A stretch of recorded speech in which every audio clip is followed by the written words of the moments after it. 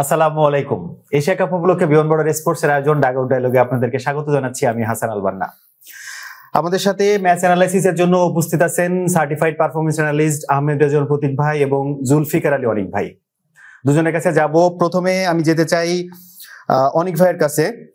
অনিক ভাই, গতকালকের প্রথম ম্যাচে আমরা দেখেছি ইউএই এবং ওমানের ম্যাচটা, এবং যেখানে প্রথমে ব্যাট করতে নেমে ইউএই 172 রানে 5 উইকেট হারায় এবং জবাব দিতে নেমে 130 রানে অল আউট হয় ওমান।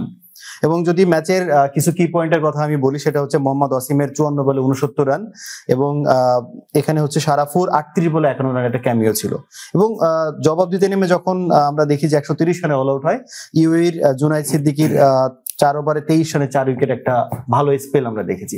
ওভারঅল ম্যাচ অ্যানালাইসিস আপনার কাছে জানতে চাই।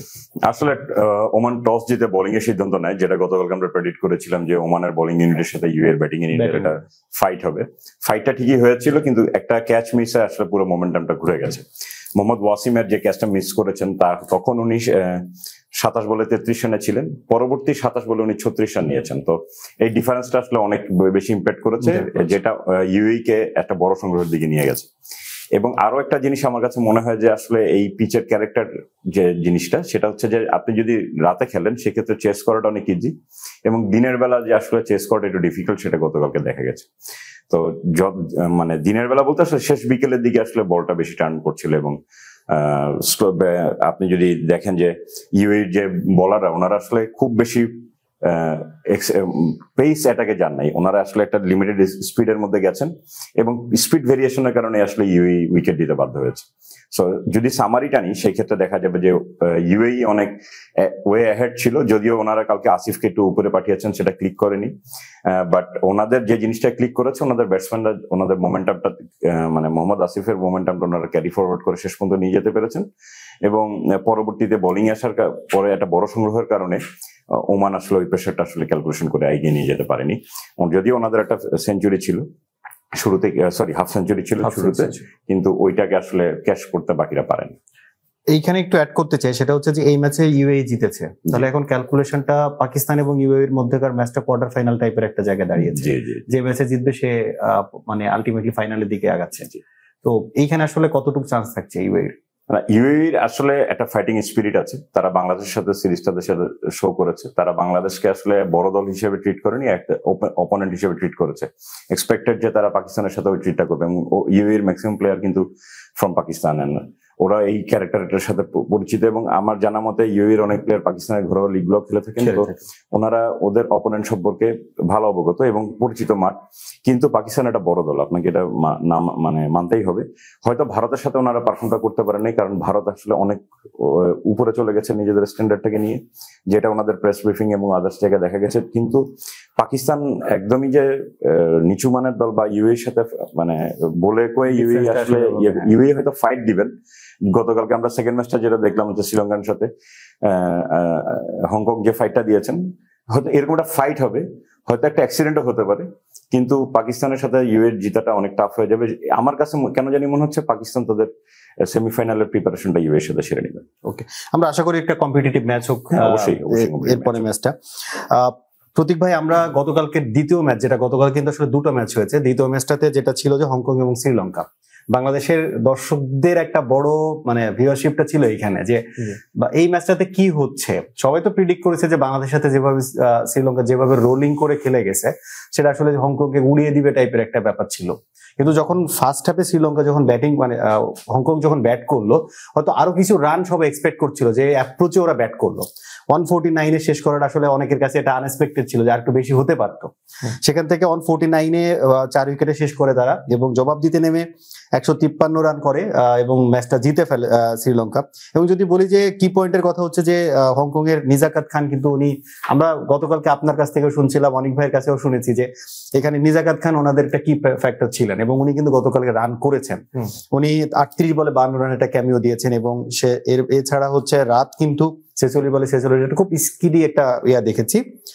জবাব দিতে নেমে শ্রীলঙ্কা কিন্তু 44 বলে 68 রানের ইনিংস নিসাঙ্কার, এবং লাস্টের দিকে হাসারাঙ্গের একটা ক্যামিও। ওভারঅল ম্যাচ অ্যানালাইসিস জানতে চাই আপনার কাছে। হংকং চায়না তাদের পক্ষ থেকে যতটুকু করার ছিল আমার মনে হয় টুর্নামেন্টে তারা করেছে। আসলে দ্বিতীয় এবং তৃতীয় ম্যাচে তারা বেশ ভালো স্পিরিট শো করেছে। বাংলাদেশের সাথে তারা ভালো ব্যাটিং করেছে, ইনিশিয়ালি বাংলাদেশকে প্রেসারে ফেলেছিল এবং শ্রীলঙ্কার সাথে তারা ম্যাচটা শেষ 2 ওভারে নিতে সক্ষম হয়েছে। তো এখন যদি ম্যাচ অ্যানালাইসিসে আসি, আনসুমান রাত প্রথম 2 ম্যাচে খুব একটা বেশি রান করতে পারেনি। গতকালকে উনি খুব বেশি ফ্লুয়েন্ট না থাকলেও ইফেক্টিভ কিছু রান উনি স্কোর করেছেন, 46 বলে 46 রান। রানেবল স্কোর হলেও মানে এই ধরনের উইকেটে আপনার অ্যারাউন্ড 140 to 60, এটা একটা ফাইটিং টোটাল। তো এরকম টোটাল পোস্ট করতে গেলে একজনকে আপনার রান কন্ট্রোল প্লে করতে হয়, তো আনসুমান রাত সে কাজটি করেছেন। নিজাকাত খান কিন্তু ইনিশিয়ালি টাইম নিয়েছেন এবং আমার আশঙ্কা এটাই হচ্ছিল যে দেখেন জিশান আলী এবং আনসুমান রাত যখন তাদের ওপেনিং পার্টনারশিপটা ছিল, এটা কিন্তু বেশ তারা ভালো করেছেন। 4 ওভার 4 বল শেষে তাদের রান ছিল 41। পরবর্তীতে যখন জিশান আলী 5ম ওভারের 5ম বলে আউট হলেন দুষ্মন্ত চামিরার ডেলিভারিতে, অ্যাপ্রোচটা কিন্তু খুব ভালো ছিল। এটা আমার কাছে খুব ভালো লেগেছে। এটা বাংলাদেশের ম্যাচেও কিন্তু আমরা বাংলাদেশের কাছ থেকে ওই অ্যাপ্রোচটা পাইনি, আমার কাছে যেটা মনে হয়েছে। বাংলাদেশের ম্যাচের ক্ষেত্রে কি যে ধরেন তানজিদ হাসান তামিম এবং পারভেজ হোসেন ইমন দুইজনেরই একই সাথে একটা খারাপ দিন গেছে। পরবর্তীতে যেটা হয়েছে যে ওখান থেকে রিকভারিটা কিভাবে করা যায় সেটা আমাদের জানা ছিল, মানে একটা অজানা কন্ডিশন আমাদের মিডল অর্ডারে পড়ে গিয়েছিল। এখন এর পরবর্তীতে যখন জিশান আলী আউট হলেন, আমার একটা আশঙ্কা হচ্ছিল যে শ্রীলঙ্কান স্পিনাররা হয়তো এখান থেকে তাদেরকে খুব চিপলি বোল আউট না করে দেয়, যেহেতু তারা অনভিজ্ঞ এবং এই ধরনের মিস্ট্রি স্পিনার তারা কতটুকু খেলতে পারবেন, কিভাবে সামলাতে পারবেন, এটা একটা আশঙ্কার জায়গা ছিল। কিন্তু নিজাকাত খান কিন্তু দুর্দান্ত ভাবে হাসারাঙ্গার স্পেলটা উনি নেগোশিয়েট করেছেন। উনি কিন্তু হাসারাঙ্গার গুগলি গুলো খুব ভালো রিড করতে পারছিলেন। ইনিশিয়ালি কিন্তু নিজাকাত খানের স্ট্রাইক রেট অ্যারাউন্ড 60 to 70 ছিল। পরবর্তীতে যখন উনি উইকেটে সেটেল ডাউন করেছেন, তারপরে উনি ক্যাশ ইন করেছেন, রান সংগ্রহ করেছেন। আমি যদি গতকালকে হাসারাঙ্গা এবং থিকসানার দুজনের কম্বাইন্ড বোলিং স্পেলটা বলি, তারা 8 ওভার বোলিং করে 49 রান দিয়ে মাত্র 1টি উইকেট পেয়েছেন। দ্যাট মিনস আপনি খুব স্টেডি ওয়েতে স্ট্রাইকটা রোটেট করতে পেরেছেন এবং এই 8 ওভারে আপনি মাত্র 1টি উইকেট কনসিড করেছেন। উপরন্তু কালকে পাথি রানার পরিবর্তে থিকসানাকে খেলানো হয়েছিল। সো একসাথে দুটো মানে থ্রেট কিন্তু এখানে নেগোশিয়েট তারা করে ফেলেছেন। আর নোয়ান তুষারের কালকে একটা অফ ডে ছিল, এরকম থাকে পেসারদের ক্ষেত্রে, কোনো আগের দিন অফ কালার মনে হয়। তো এর পরবর্তীতে আসলে হংকং চায়নার কাজটা অনেক সহজ হয়ে গিয়েছে। নিজাকাত খান 38 বলে 52 রানের একটা ইনিংস খেলেন। আনসুমান রাত মানে আমি আনফরচুনেট বলবো, সম্ভবত 49 রানে আউট হয়েছেন। মানে একটা সিঙ্গেল হয়তো নিয়ে উনি 50 করতে পারতেন। আমি একটু মানে মজার একটা কথা শেয়ার করি, দুষ্মন্ত চামিরার ডেলিভারিতে উনি সম্ভবত আউট হয়েছেন। নিজাকাত খান তখন বলছিলেন যে নর্মালি তো উইকেট গুলো একটু স্লো থাকে দুবাইতে, বল ব্যাটে আসতে কঠিন হয়। নিজাকাত খান কিন্তু আনসুমান রাতকে বলছিলেন যে বল আচ্ছা রাহা হ্যায় তো মারকে খেল। আমি শুনেছি কালকে এই কথাটা, ঠিক আছে। এবং ওনার কথা শুনে কিন্তু আনসুমান রাত চার্জ করতে গিয়েছিলেন টিমের স্বার্থে, উনি চাইলে কিন্তু ওনার 50 স্কোর করতে পারতেন। নিজাকাত খান হচ্ছে এশিয়া কাপ T20I ফরম্যাটে হংকং চায়নার পক্ষ থেকে মাত্র দ্বিতীয় 50 তাদের ইতিহাসে সংগ্রহ করেছে। এর আগে ছিলেন শুধুমাত্র বাবার হ্যায়। তো টিমের স্বার্থের কথা চিন্তা না করলে আনসুমান রাতও কিন্তু কালকে এখানে যোগ দিতে পারতেন, ওনার 1টি রানই বাকি ছিল। তো এখান থেকে আসলে আমরা টিম স্পিরিট দেখতে পারি যে দলের জন্য খেলাটা কেমন জিনিস। নিজাকাত খানের ইনিংসটা যদি আমি বলতে চাই, ইনিংসটা আরেকটু বড় হতে পারতো যদি নোয়ান তুষারের আউটসাইড অফ ওয়াইড ইয়র্কার গুলো উনি আরেকটু বেটার ওয়েতে নেগোশিয়েট করতে পারতেন। আমার মনে হয় হংকং এর লাস্টের দিকে যখন মোমেন্টামটা আরেকটু ক্যারি ফরওয়ার্ড করার কথা ছিল, নিজাকাত খান সেট হওয়ার সত্ত্বেও যে এই ধরনের বোলিং খেলে অভ্যস্ততা না থাকার জন্য প্রপার ইউটিলাইজেশন হয়নি। আরেকটা কথা হচ্ছে ইয়াসিম মুর্তাজা, উনি কিন্তু বাংলাদেশের বিরুদ্ধে 19 বলে 28 রানের একটা দুর্দান্ত ইনিংস খেলেন। ইয়াসিম মুর্তাজাকে গতকালকে আমরা ওরকম বড় ইনিংস খেলতে দেখিনি। একটা বাউন্ডারি উনি হিট করেছিলেন তুষারের বলে, বাট দাসুন সানাকার ডেলিভারিতে উনি থার্ড ম্যানে ক্যাচ দিয়ে ধরা দেন। সো অল ইন অল প্রথম ইনিংস শেষে কিন্তু হংকং চায়নার এটা খুবই ফর্মিডেবল একটা স্কোর আমরা বলতে পারি। এবং শ্রীলঙ্কা কিন্তু তারা প্রথম পাওয়ার প্লেতে মাত্র 35 রান সংগ্রহ করেন 1 উইকেটের বিনিময়ে। 7 ওভার পর্যন্ত আমরা দেখেছি খুব স্লো রান রেটে। এখন বিষয় এটাই আর কি যে ইনিশিয়ালি যে হংকং চায়নার যারা medium pacer, to be honest বলতে গেলে শুক্লা এবং আতিক ইকবাল, তারা কিন্তু বল কালকে খুব দুর্দান্ত সুইং করাতে পেরেছেন এবং কন্ট্রোল সুইং ছিল আর কি, যেটা ব্যাটসম্যানদেরকে বিপদে ফেলতে পারে। ম্যাচের টার্নিং পয়েন্ট যদি আমি বলতে চাই ওভারঅল দুটো ইনিংস মিলে, তাহলে আমি অবশ্যই বলবো যে পাথুম নিশানকার ক্যাচটা যেটা ড্রপ করেছিলেন শুক্লা, উনি তখন 17 বলে 22 রানে ছিলেন।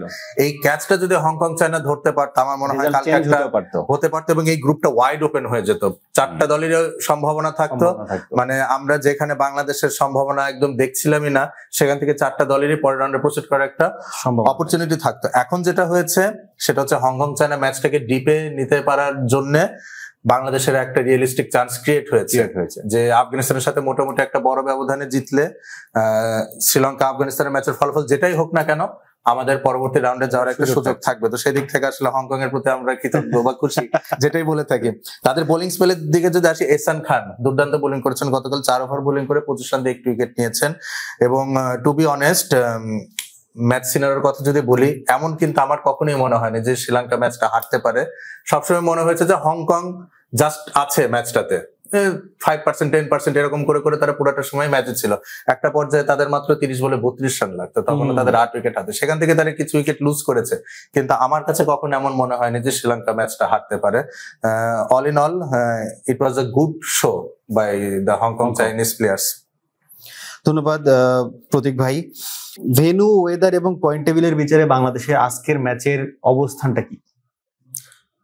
বাংলাদেশ, আফগানিস্তান, শ্রীলঙ্কা এবং হংকং, চায়না তারা গ্রুপ বি তে রয়েছে এশিয়া কাপে। পয়েন্ট টেবিল স্ট্যান্ডিং যদি দেখি আমরা, তাহলে এখানে সবার উপর এখন শ্রীলঙ্কা রয়েছে, তাদের 4 পয়েন্ট, দুটো ম্যাচের দুটোই তারা জিতেছে এবং আক্ষরিক অর্থে বলতে পারি যে তারা তাদের স্পটটা হয়তো সিকিউর করে ফেলেছে। এখন যদি আমরা বাংলাদেশ এবং আফগানিস্তানের ক্ষেত্রে আসি, আফগানিস্তান মাত্র একটি ম্যাচ খেলেছে, তারা একটি ম্যাচে জয়লাভ করেছে এবং তাদের নেট রান রেটটা বেশ ভালো, মানে 4 পয়েন্ট প্লাস 4.7 তাদের নেট রান রেট। আচ্ছা, এখন বাংলাদেশের ক্ষেত্রে নেট রান রেট -0.65, আর হংকং চায়না তো অলরেডি এলিমিনেটেড হয়ে গেছে 3টা ম্যাচের 3টায় হারার কারণে। বাংলাদেশের অপশন দুটো, একটা হচ্ছে সহজ যদি ভাগ্য সহায় হয়, আর একটা একটু জটিল গাণিতিক হিসাব নিকাশে যেতে হবে। যদি সহজ অপশনটার কথা আমরা বলি, তাহলে বাংলাদেশ আজকে আফগানিস্তানের সাথে জিতবে আর আফগানিস্তান তাদের পরের ম্যাচে শ্রীলঙ্কার সাথে হারবে, তাহলে শ্রীলঙ্কার 6 পয়েন্ট হবে, বাংলাদেশের 4 পয়েন্ট হবে, ইজিলি এই দুটো টিম পরের রাউন্ডে প্রসিড করবে। কিন্তু আফগানিস্তান এবং শ্রীলঙ্কা ম্যাচে কি হবে সেটা তো আমাদের হাতে নেই, এবং বাংলাদেশ এবং আফগানিস্তানের এই ম্যাচটা যদি গ্রুপ পর্বের লাস্ট ম্যাচ হতো, সেক্ষেত্রে আরো সুবিধা হতো যে ওই ম্যাচটা একদম আমরা এক্সাক্ট একটা ক্যালকুলেশন দিতে পারতাম যে what is to be required বা what is to be done exactly, ঠিক আছে। এখন সেই ক্ষেত্রে যদি আসি, যে আমরা ধরে নিচ্ছি ইনিশিয়ালি যে আফগানিস্তান এবং শ্রীলঙ্কার ম্যাচের ফলাফলটা আমাদের হাতে নেই এবং এটা যে কেউ জিততে পারে, তো সেই ক্ষেত্রে ফলাফল যদি আমাদের বিরুদ্ধে যায়, তাহলে তো নেট রান রেটের হিসাবটা করতে হবে। আমাদের কাছাকাছি নেট রান রেট এখন রয়েছে শ্রীলঙ্কার। আমি ধরে নিলাম যে এই গ্রুপের প্রত্যেকটা খেলা শেষে বাংলাদেশ, আফগানিস্তান, শ্রীলঙ্কা সবার পয়েন্টই 4, তাহলে সেই ক্ষেত্রে নেট রান রেটে যারা উপরে থাকবেন সেই দুটো দল পরের রাউন্ডে প্রসিড করবে।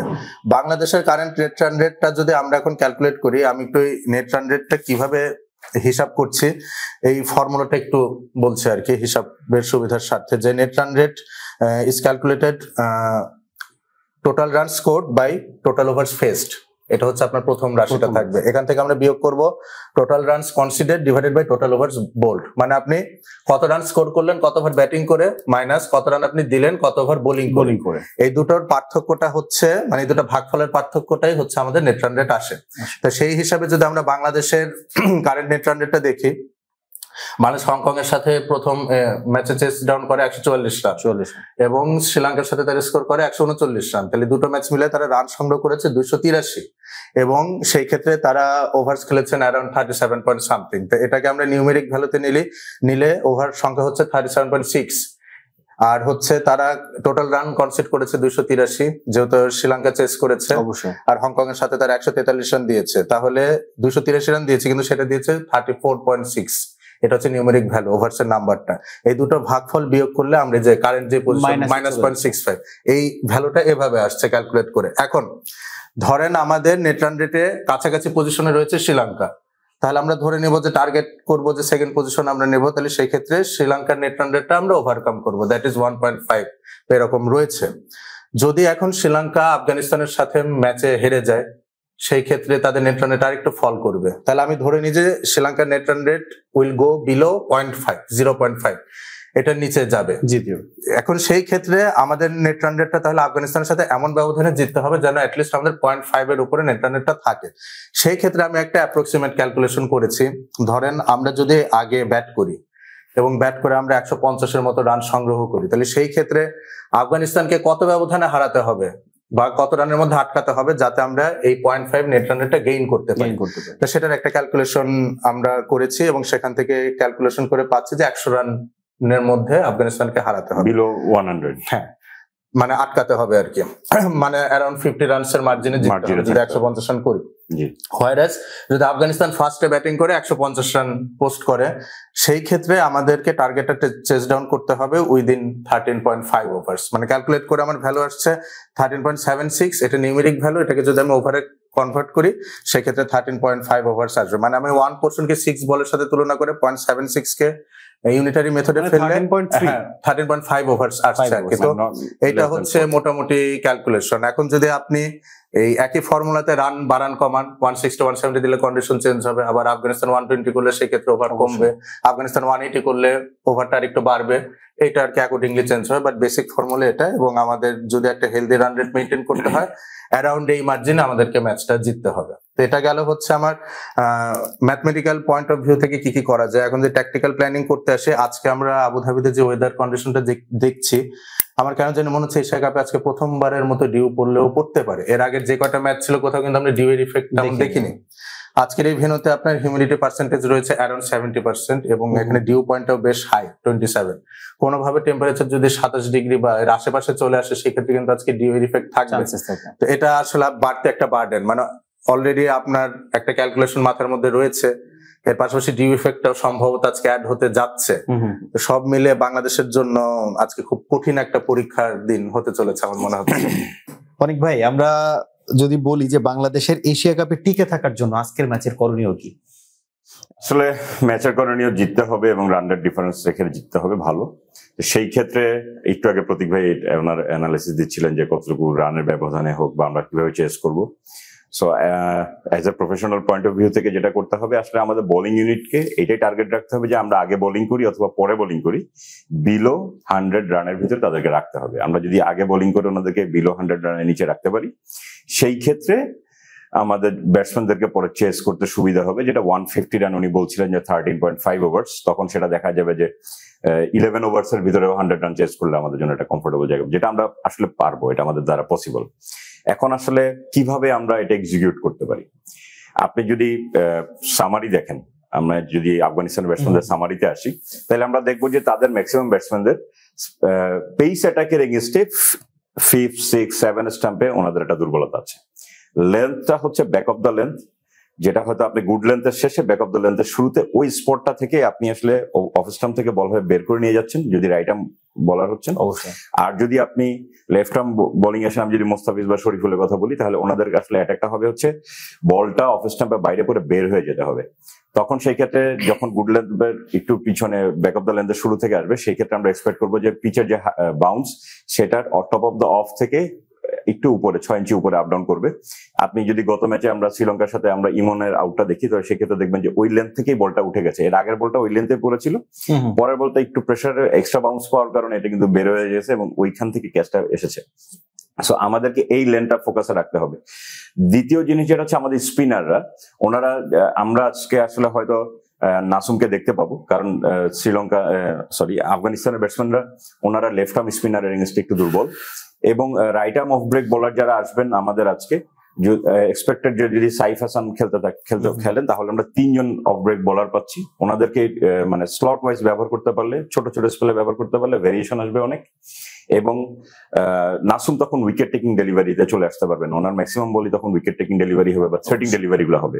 এই ক্ষেত্রে আমাদের করণীয় হচ্ছে আমাদেরকে 2টা স্পট মেনটেন করে যেতে হবে। একটা স্পট বোলিং এর, যেটা পেসার হোক স্পিনার হোক, কোনোভাবে এক্সট্রা রান কনসিড করা যাবে না। এক্সট্রা রান বলতে আমি কিন্তু ওয়াইড নোর কথা বলছি না, আমি এক্সট্রা রানের কথা বলছি যে ব্যাটসম্যানকে কোনো রুম দেওয়া যাবে না, সে যেন রান প্লে করতে পারে বেশি। হ্যাঁ, স্ট্রাইক রোটেশনটা যেন কমফোর্টেবলি করতে না পারে।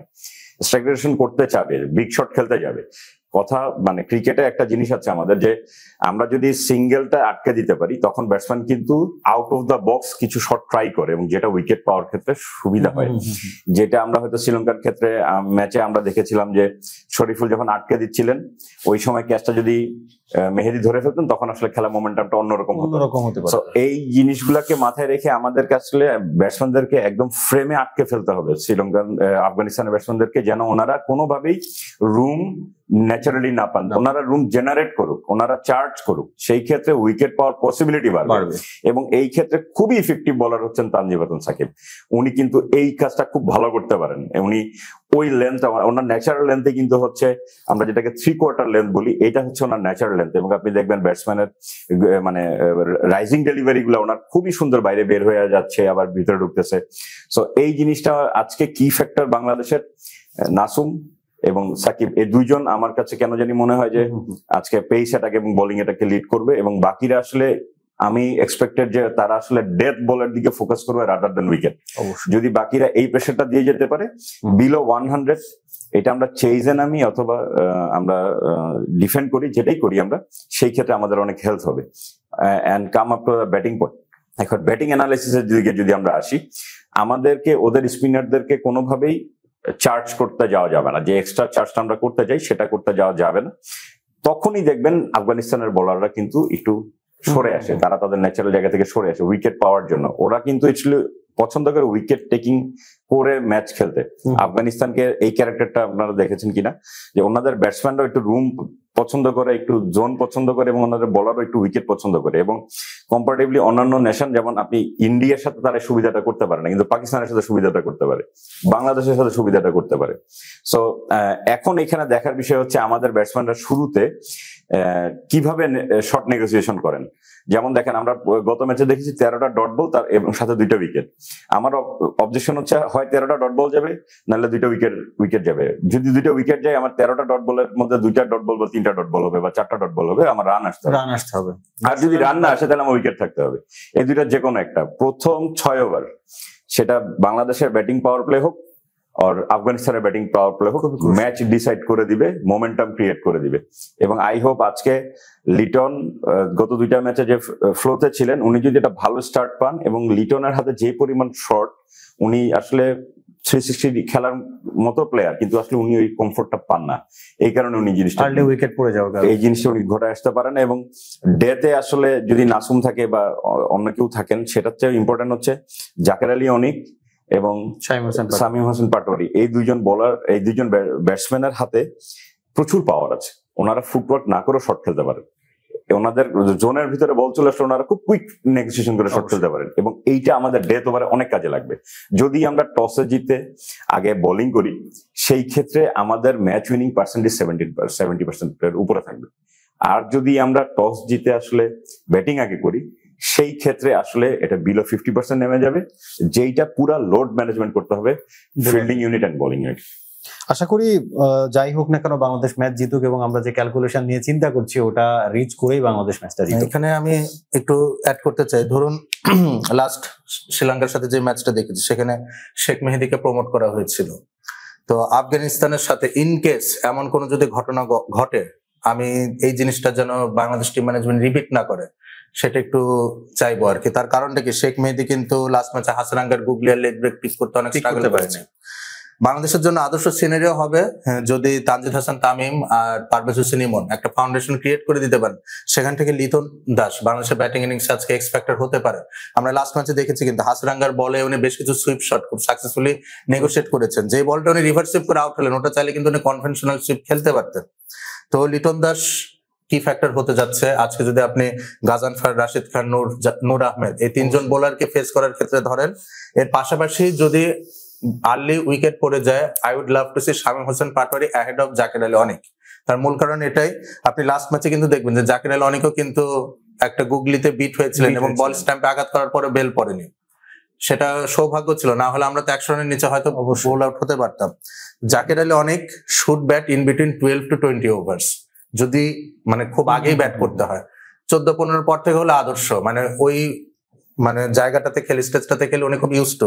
Shamim Hossain Patwari recent time spin খেলার দক্ষতাটা আমার খুব ভালো লেগেছে। তো যদি নাম্বার 5-এ কাউকে ব্যাট করাতে হয়, সেই ক্ষেত্রে আমার মনে হবে শামীম হোসেন পাটোয়ারিকে যেন জাকির আলী অনেকের আগে পাঠানো হয়, যদি সেই ক্ষেত্রে মানে কোন ক্ষেত্রে উইকেট যদি কিছু আর্লি করে। টি-20তে কিছু মজার জিনিস আছে। আপনি দেখবেন গতকালকে যদি আমরা দেখি ওমান এন্ড ইউ এর ম্যাচে 4টা ওভার পার্থক্য করে দিয়েছে। ওমানের ইউ এর ব্যাটিং ইনিংসের 4 নাম্বার, 6 নাম্বার, 8 নাম্বার এবং 19 নাম্বার, এই 4টা ওভারে পুরো ইনিংসের পার্থক্য হয়ে গেছে। আপনাকে আসলে টি-20তে ম্যাচ ঘোরানোর জন্য এরকম 4-5টা ওভারই দরকার হবে। পুরো 20 ওভারের ভিতরে আপনি হয়তো 5টা ওভারে 30টা বলে আপনি 60 রান নেবেন, এইটাই টার্গেট। সো এই টার্গেটটাতে যদি যাইতে হয় সেই ক্ষেত্রে আমাদের ব্যাটসম্যানদেরকে উনি যেটা বলতেছিলেন যে হ্যাঁ জাকের আলী অনেকের আগে পাটোয়ারি আসতে পারেন, শামীম হোসেন পাটোয়ারি, কিন্তু আমার কাছে যেটা মনে হচ্ছে যে জাকের আলী অনেক ওই সময় নেমে যে নেগোসিয়েশনটা করে আসছেন সেইটার পরে শামীম হোসেন পাটোয়ারি কিন্তু এটা মোমেন্টামের সুযোগ পেয়েছেন। আপনি খেয়াল করে দেখবেন যে শামীম হোসেন পাটোয়ারি কিন্তু পরে অনেক মানে উনি চার্জ করার পরে কিন্তু জাকের আলী অনেক চার্জ করেছেন। এখানে একটা বিষয় কি মানে এটা গেম প্ল্যান থাকতে পারে। আমি পার্টিকুলার এই ম্যাচের জন্য কেন বলেছি, কারণ আফগানিস্তানের মিড ওভার্সে বোলিং করবেন রাশিদ খান, গাজানফার, নূর আহমেদ। আপনি যদি এখানে জাকির আলী অনেককে আগে পাঠান, আমি লিখে দিতে পারি যে Zakir Ali will be dismissed. That can be এটা অবশ্যম্ভাবী, টিমের উপর ডিপেন্ড করে কিছু ঘটনা থাকে ইনএভিটেবল। আমি কিন্তু আজকের ম্যাচ সিনারিওতে বলেছি, যেমন লাস্ট ম্যাচে শেখ মেহেদীকে কেন আগে পাঠানো হয়েছে, আমি কিন্তু এটার পক্ষে কথা বলেছি, আপনাদের মনে থাকবে। পাকিস্তান সিরিজে শেখ মেহেদীকে আগে খেলানো হয়েছে, আমি এটার পক্ষে কথা বলেছিলাম। I had my reasons, I had my own reasons, ঠিক আছে? তো আজকে আমি বলছি যে একই পদ্ধতিতে যেন না যায়, শুধুমাত্র আজকের ম্যাচের জন্য জাকির আলী অনেককে যেন আমরা ফাজল হক ফারুকী এবং ওমর জাই যারা হয়তো ডেথ ওভারে বোলিং করবেন এক্সপেক্টেড, তাদের জন্য কিন্তু জাকির আলী অনেক ইফেক্টিভ হবে। সেখানে কিন্তু লাস্ট 4 ওভার আমরা 50 থেকে 55 রান তুলতে পারবো যদি আমরা জাকির আলী অনেক কোয়েস্টেজে পাই। আর শামীম হোসেন পাটোয়ারি উনি ডেথে তো ভালো খেলেনি, বাট এই যে মিস্ট্রি স্পিনার এবং একটু উনি যে একটু লেন্থ ম্যানুভার করতে পারেন, একটু হালকা সামনের পায়ে এসে হালকা পেছনের পায়ে এসে, শামীম হোসেন পাটোয়ারির এই দক্ষতাটা রয়েছে। জাকির আলী কিন্তু অনেক সময় স্টাক থাকেন, যখন আপনি এই ধরনের স্পিনারদের খেলবেন, আমার মনে হয় লেন্থ ম্যানুভার করার অ্যাবিলিটিটা যদি আপনার থাকে সেই ক্ষেত্রে হয়তো আপনি একটু সফল হতে পারবেন। তো শুধুমাত্র এই ম্যাচের কথা বিবেচনায় কিন্তু আমি শামীম হোসেন পাটোয়ারিকে আগে পাঠানোর কথা বলছিলাম। এটা ট্রু, বাট এই ক্ষেত্রে একটা জিনিস আপনি দেখবেন, আমি বারবার ডিপেন্ড করতেছি বোলিং ইউনিটের উপরে, আমি ঘুরে ফিরে বোলিং ইউনিট আসছি, এবং সেই ক্ষেত্রে আপনি দেখবেন যে বাংলাদেশের আগের যে বোলিং কোচ ছিলেন অ্যারন ডোনাল্ড, ওনাকে আপনি দেখবেন যে উনি সবসময় লাইনের সার্কেলে ঘুরতেন, ওনার হাতে ড্রিঙ্কস এর বোতল থাকতো, উনি যে বলারটা বোলিং এ যাচ্ছেন বা এরপরে যে যাবেন তার পাশে উনি দাঁড়াতেন, উনি কিন্তু এখানে কথা বলতেন। এইটা বাংলাদেশের ক্যারেক্টার, বাংলাদেশের ডোমেস্টিক এই ক্যারেক্টার। আপনাকে এটা বুঝতে হবে, আপনি প্লেয়ারদেরকে এভাবে আইসোলেটেড করে ছেড়ে দিলে তারা কিন্তু ওইখানে যে আসলে অনেক সময় প্যাচে ফেলতেছে, এটাই হচ্ছে। আপনি ডোনাল্ড কেন পারফর্ম করে নিয়েছেন? ডোনাল্ড যখন ছিলেন হাসান মাহমুদের পারফরমেন্স চোখে লাগার মতো ছিল, তাসকিনের পারফরমেন্স চোখে লাগার মতো ছিল, এবার তো ব্যাক করে আসছেন। তো এই জিনিসগুলো আমাদেরকে একটু দেখতে হবে। আর আরেকটা জায়গায় আমার একটা ইস্যু আছে, আমরা কিন্তু শ্রীলঙ্কাকে ওদের ঘরের মাঠে টি-20 হারিয়ে সিরিজ জিতেছি, কেন শ্রীলঙ্কার কাছে আমরা হারলাম? বা এরপরে আমরা পাকিস্তানের সাথে জিতেছি, আমার হোম কন্ডিশনে যেটাই হোক, win is a win. So যেই জায়গাটায় আসলে এই মুহূর্তে দলের সাথে পার্থক্য, এর আগের টিমটা একই প্লেয়ার থাকার পরও যে জায়গাটা পার্থক্য সেটা হচ্ছে, এর আগে আমাদের টিম অ্যানালিস্ট যে ছিলেন উনি ছিলেন বাংলাদেশি, এখন টিম অ্যানালিস্ট যে সে হচ্ছেন ফরেন, বাইরে থেকে একজন এসছেন।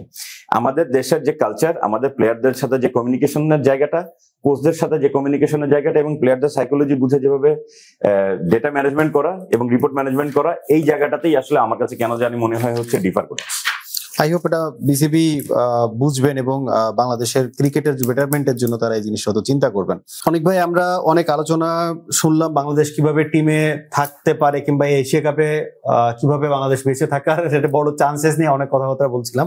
এখন যেতেছি আসলে আপনার কাছে যে 11টা নিয়ে আমরা অনেকের অনেক কথা, প্রথম ম্যাচের পরে আমরা বলেছিলাম যে যদি দলে না থাকতো আরো বেটার পারফরমেন্স করতে পারতো।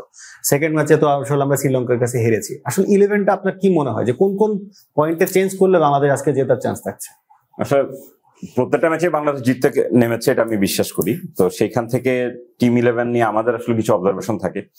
ওপেনিং নিয়ে আসলে কোনো চিন্তা ভাবনা নাই, এখানে ওপেনিং নিয়ে কোনো সুযোগ আমাদের নাই, কারণ খারাপ দিন থেকেও বড় জিনিস হচ্ছে আমরা কোনো থার্ড ওপেনার নিয়ে যাইনি।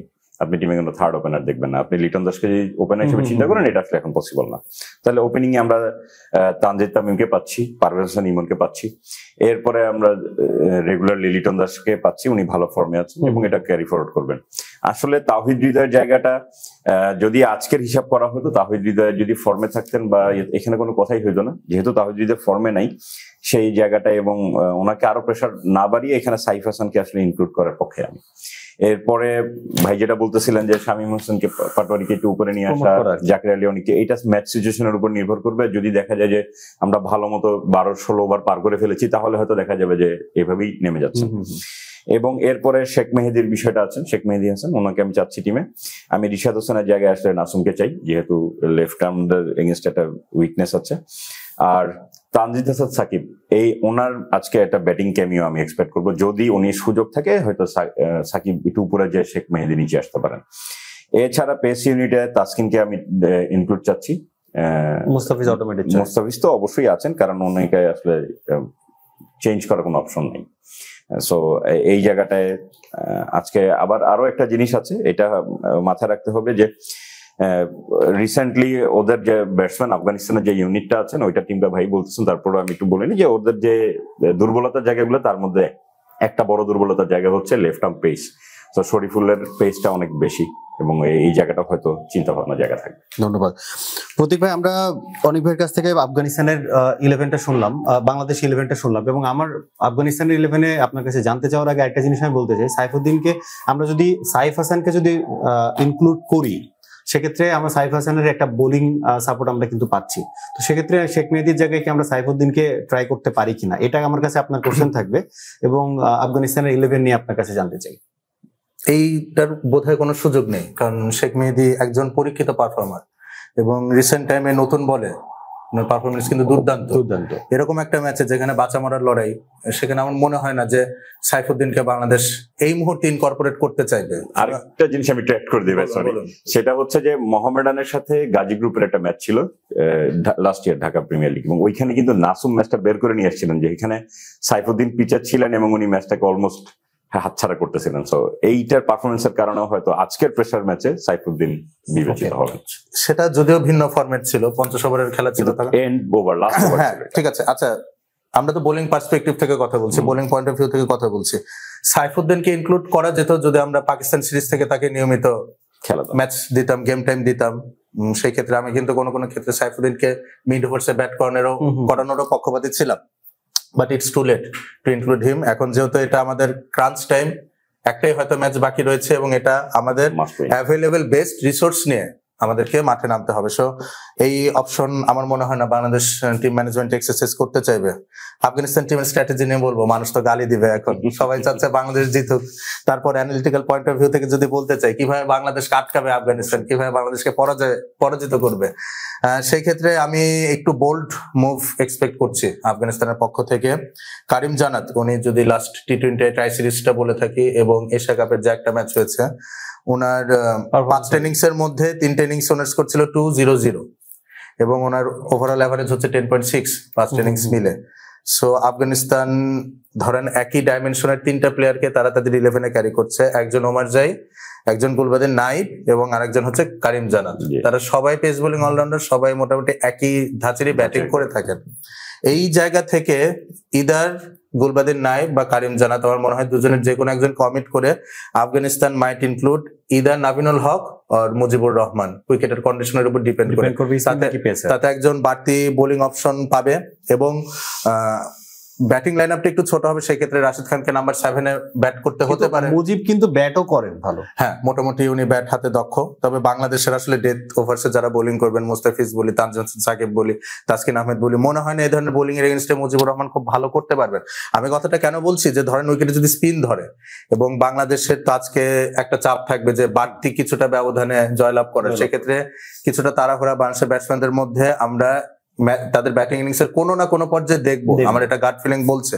সেই ক্ষেত্রে যদি আপনার এতগুলো স্পিন অপশন থাকে, লাইক আজ রাশিদ খান, নূর আহমেদ, গাজানফার, নাবি এবং মুজিবুর রহমান, ঠিক আছে, তো সেই ক্ষেত্রে বাংলাদেশের রানের লাগামটা তারা হয়তো খুব ইজিলি ধরতে পারবে। আর যদি ম্যাচের আগে ওয়েদার প্যারামিটার কিছুটা চেঞ্জ হয়, ডিউ এর প্রবাবিলিটি বাড়ে, সেই ক্ষেত্রে তারা নাভিনুল হককে ইনক্লুড করতে পারবে। সেই ক্ষেত্রে হয়তো বলটা কন্ট্রোল করার ক্ষেত্রে বাড়তে একটা সুবিধা পাবে আফগানিস্তান। তাহলে আমরা যদি ওভারঅল লাইন আপে আসি, গুরবাজার, ইব্রাহিম জাদরান তারা টপ অর্ডারে রয়েছেন, ওপেনিং এ রয়েছেন। নাম্বার 3 থাকবেন সিদ্দিকুল্লাহ আতাল, এবং আমার মনে হয় গুরবাজ এখানে একটু অ্যাগ্রেসিভ রোলে থাকবেন এবং ইব্রাহিম জাদরান এবং সিদ্দিকুল্লাহ আতাল তাদের উপর আসলে অ্যাঙ্কর রোলটা থাকবে। 20 ওভার হয়তো তারা ব্যাট করে যাবেন, এরকম একটা রোল সেট করা থাকবে টিম ম্যানেজমেন্টের পক্ষ থেকে। নাম্বার 4 তারা হয়তো পারসিস্ট করবেন মোহাম্মদ নাবিকে দিয়ে, এবং নাম্বার 6 ইদার গুলবাদিন নাইব বা কারিম জানাত, এদের দুজনের যে কোনো একজনকে আমি দেখতে চাইবো। নাম্বার 6 আজমাতুল্লাহ ওমর জাই, এবং আফগানিস্তানের ব্যাটিং ইনিংস যদি ঠিকঠাক থাকে, প্রত্যেকের রোল সঠিকভাবে বাস্তবায়ন করতে পারে, আমার মনে হয় আজমাতুল্লাহ ওমর জাইয়ের সাথে মুস্তাফিজুর রহমানের ডেথ ওভার একটা ভালো ম্যাচ আপ আমরা দেখতে পারবো। এবং ওমর জাই কিন্তু লেফট আর্ম পেসার বেশ ভালো নেগোশিয়েট করে থাকেন, তো এটা একটা কি ব্যাটেল হতে পারে। বাংলাদেশের ব্যাটিং ইনিংসে হতে পারে রাশিদ খান ভার্সেস লিটন দাস, এবং যদি আমরা বাংলাদেশের বোলিং ইনিংস আসি সেই ক্ষেত্রে ওমারদের সাথে মোস্তাফিজুর রহমানের একটা কি ম্যাচ আপ রয়েছেন। এর পরবর্তীতে রাশিদ খান, নূর আহমেদ, গাজানফার, ফাজল হক ফারুকী এবং লাস্টে ইদার নাভিনুল হক বা মুজিবুর রহমান, দুজনের যে কোনো একজনকে হয়তো তারা ইনকর্পোরেট করতে পারে। আমরা আশা করি শ্রীলঙ্কার ম্যাচের আগে আফগানিস্তান চাবে আসলে হচ্ছে প্রেসার মিনিমাইজ করতে এবং প্রেসার মানে বাংলাদেশের ম্যাচটাকে ম্যাক্সিমাইজ ভাবে জেতার জন্য। বাঘ শিকার করার জন্য আমরা সবাই মনে করি যে আহত অবস্থাতে সে সেরা, কিন্তু বাঘ বেশি ভয়ঙ্কর যখন আহত অবস্থায় থাকে। অবশ্যই আমরা চাই যে বাংলাদেশের প্লেয়াররা ফ্লাওয়ার না ফায়ার হয়ে আজকের ম্যাচটা জিতুক, এরকম একটা এক্সপেকটেশন থাকুক। লাস্ট একদম শেষ পর্যায়ে একটা জিনিস জিজ্ঞাসা করতে চাই যে প্রেডিকশন কি বলছে, যে আমরা তো চিন্তাই করছি যে দুইটা দল অলমোস্ট কাছাকাছি এখন একটা প্যারালাল জায়গায় আছে, কি চিন্তা করতেছেন প্রতীক ভাই? আফগানিস্তান 5 রানে বা 1 উইকেটে ম্যাচ জিতবে। 5 রান অথবা 1 উইকেটে। অনেক ভাইয়ের কাছে ম্যাচ সিচুয়েশন বা এখন পরিস্থিতি অনুযায়ী আফগানিস্তান 55% এগিয়ে আছে ম্যাচ উইনিং এ, বাংলাদেশ আসলে below 40 only because of pressure. I hope যে বাংলাদেশ আসলে আগে মানে প্রথমে তো টস জিতবে, যেটা হচ্ছে না সেটা টস জিতবে এবং আমরা আগে বোলিং করব, বিলো 100 ওদেরকে রাখবো এবং 8-9 ওভারের মধ্যে ম্যাচ জিতবো, এটা আমার ইচ্ছা। আমি জানি না এটা কতদূর কার্যকর হবে, স্বপ্নই থেকে যাবে কিনা সেটা সময় বলে দেবে। আজকের প্রোগ্রাম এখানেই শেষ করছি। আমাদেরকে জানিয়ে আপনাদের কমেন্ট করবেন আমাদের ফেসবুক এবং ইউটিউবের কমেন্ট বক্সে, এবং ভালো থাকবেন। পরের ম্যাচ অ্যানালাইসিস দেখার আমন্ত্রণ জানিয়ে শেষ করছি। আসসালামু আলাইকুম।